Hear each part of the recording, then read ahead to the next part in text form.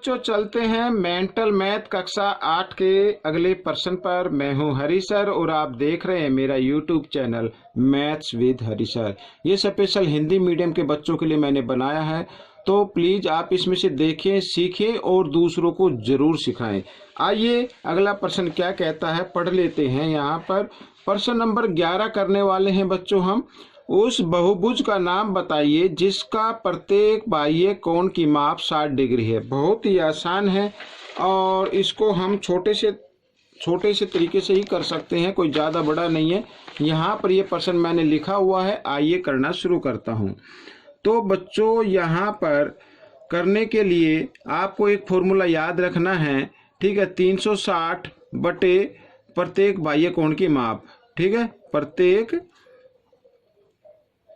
बाह्य कोण की माप, ठीक है। इस तरीके से हम बहुभुज का पता लगा लेंगे। यानी यहाँ पर भुजाओं की संख्या आ जाती है, भुजाओं की संख्या। और जब भुजाओं की संख्या हम ज्ञात करते हैं तो भुजाओं की संख्या से ही पता लगाएंगे कि ये कितनी भुजा का कोण है, बहुभुज है, ठीक है। यहाँ पर तो बराबर 360 और बटे बाह्य कोण की माप है यहाँ पर 60 डिग्री। तो 0 से 0, 6 एकम 6, 6 6 36। तो भुजाओं की संख्या आ गई बच्चों 6। और जिस भुज की भुजाएं 6 होती हैं उसे षष्ठभुज कहते हैं, यानी 6 भुजाओं वाला भुज कहते हैं। तो यह एक षष्ठभुज है, ठीक है बच्चों। तो ये आपका उत्तर हो गया। तो बिल्कुल छोटा सा था। आइए अब हम करेंगे प्रश्न नंबर 12।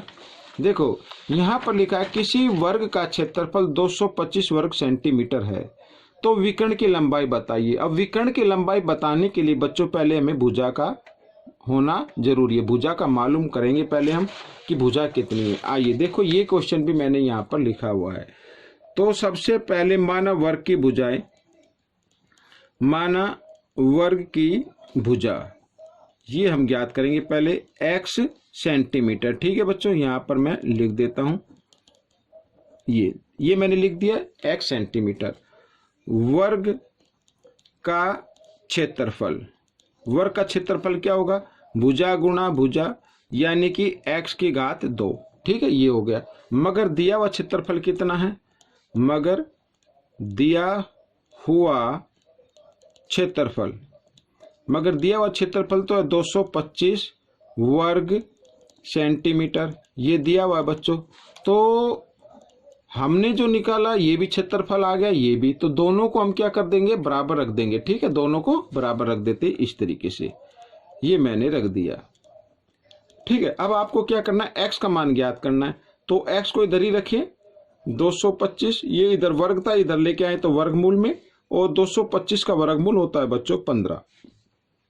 तो 15 सेंटीमीटर ये भुजा की लंबाई आ गई, ठीक है। अब हमें क्या करना है, विकर्ण की लंबाई ज्ञात करनी है। बहुत ही आसान है।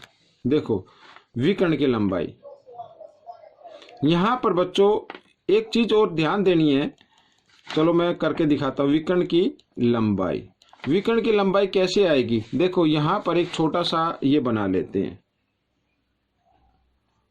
ठीक है। ये 15 ABCD, ये मान लो ये वर्ग है तो ये भी 15 आएगी, सभी भुजाएं बराबर होती हैं।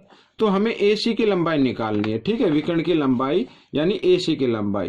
तो AC की लंबाई यानी विकर्ण की लंबाई का वर्ग बराबर होगा शेष दो भुजाओं का वर्ग। तो यहाँ पर बच्चों 15 का वर्ग जमा 15 का वर्ग, इस तरीके से, ठीक है। तो यहाँ पर ये 225 आ गया और ये भी 225 आ गया, दोनों को जमा किया तो 450 आ गया। अब ये इधर वर्ग है, इधर ले आता हूँ वर्गमूल में, इस तरीके से, ठीक है। तो यहाँ पर मैं लिख देता हूँ एक बार, विकर्ण की लंबाई, ठीक है। तो 450 का वर्गमूल निकाल लेते हैं। आइए इधर देखते हैं, 2 से 2 दूनी 4, 2 दूनी 4, यहाँ पर ये आ गया, ठीक है, इस तरीके से। अब इसको हम निकाल लेंगे 5 से, 5 चौक 20 और 5 पंजे 25, फिर 5 से, 5 नहीं 45, फिर 3 से, 3 तिया 9, 3 एकम 3। तो वर्ग में क्या करना बच्चों, जोड़ा बना लेना है। ठीक है, तो 5 का बन गया एक जोड़ा, एक 3 का बन गया, तो इनमें से एक एक संख्या लिखेंगे और जिसका नहीं बनता उसको वर्गमूल के अंदर लिखना है। तो 5 तिया 15, ठीक है, वर्गमूल 2। तो बच्चों यहाँ पर ये आपका विकर्ण की लंबाई आ गई जो हमने ज्ञात की सेंटीमीटर। ठीक है, इस तरीके से। तो बच्चों ये प्रश्न हल हो गया। आपको ये प्रश्न कैसा लगा मुझे जरूर बताएं और इसमें से सीखकर दूसरों को जरूर सिखाएं। मिलते अगले पाठ में, तब तक के लिए धन्यवाद।